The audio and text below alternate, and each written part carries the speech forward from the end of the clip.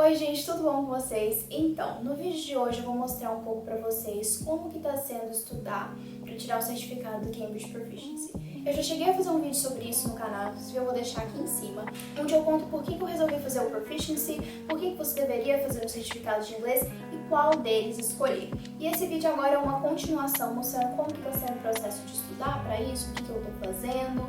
Então, no caso do Proficiency, é um exame muito específico, você tem que entender muito bem o que você precisa ali para conseguir passar na prova, e eu ainda estou no processo de entender isso. Então, se você está estudando para tirar um certificado de inglês ou pretende começar a estudar para tirar um certificado, deixa aí nos comentários qual certificado você vai tirar, alguma dica de estudo que você conhece, porque isso me ajuda e ajuda todo mundo que estiver assistindo o vídeo também.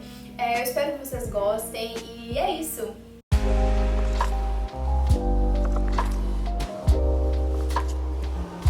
Então, gente, esse foi o meu primeiro dia gravando, foi uma terça-feira. Eu estudo 5 dias da semana, mas eu não lembrei de gravar na segunda.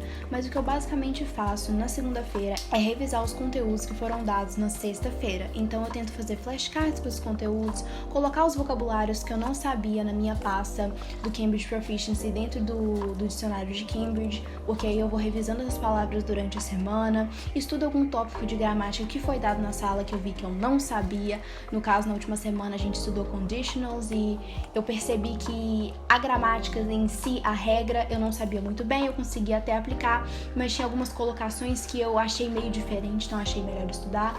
Isso aí foi na terça-feira, eu tava tentando fazer os deveres que meu professor passou. Ele passou 2 deveres de reading, só que eu acabei fazendo um deles errado, eu fiz a discussão em vez de fazer o que era escrito, mas foi bom porque no final das contas era o mesmo tópico.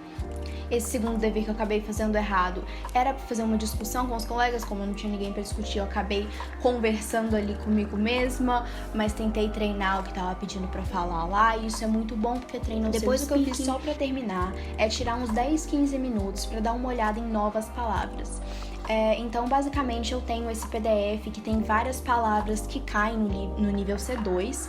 Muitas delas são palavras comuns que a gente já sabe, mas algumas acabam sendo diferentes. Então, eu pego essas palavras que eu não conheço e também coloco numa pasta no dicionário de Cambridge para depois tentar ir revisando ela ao longo da semana.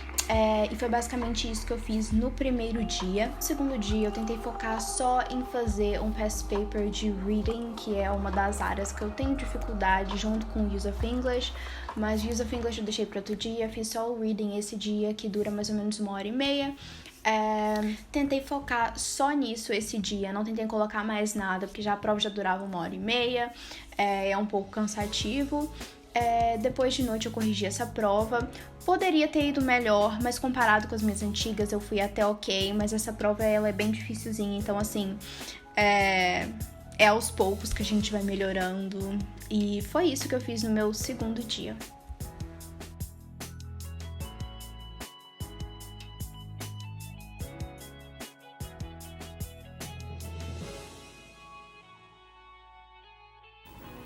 Então, gente, eu acabei um paper que eu queria fazer hoje. Eu queria fazer um paper de 1h30. Demorei 1 hora pra fazer ele. Ou seja, sobrou um tempo no final ainda. Vamos ver como é que foi. Se eu gastei pouco tempo, porque eu fui muito apressada, se eu precisava ter gastado mais tempo. Então, gente, no terceiro dia, a semana não foi assim das melhores em relação a estudar. Eu acho que eu não fiz muita coisa. Esse terceiro dia eu tentei acabar algumas coisas e consertar alguns problemas, algumas estratégias que eu vi que não estavam funcionando. No meio do meu estudo entrou uma abelha no meu quarto, eu tomei muito susto porque eu morro de medo de abelha, mas continuando, eu entrei no Notion porque esse dia eu decidi que eu ia começar a escrever parágrafos usando as palavras que eu colocava nas minhas listas do dicionário de Cambridge. Eu não sei se deu pra ver exatamente, mas eu tenho uma lista mais ou menos assim pra cada semana, um pouco menos, e eu vi que só revisar essas palavras e passar por elas não tava dando certo, eu não tava conseguindo fixar, tava esquecendo muito fácil elas.